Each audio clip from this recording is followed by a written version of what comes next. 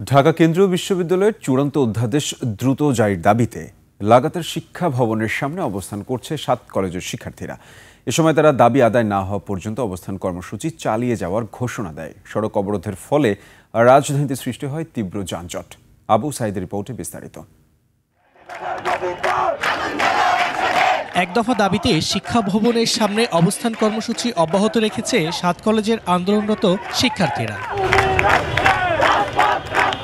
ঢাকা কেন্দ্রীয় বিশ্ববিদ্যালয়ে অধ্যাদেশের দাবিতে আন্দোলন করছে তারা। সড়কে অবস্থানের কারণে তীব্র যানজটের সৃষ্টি হয়, ভোগান্তিতে পড়েন যাত্রীরা। এ সময় সকাল 10টার দিকে তাদের সড়ক থেকে সরিয়ে দেয় পুলিশ।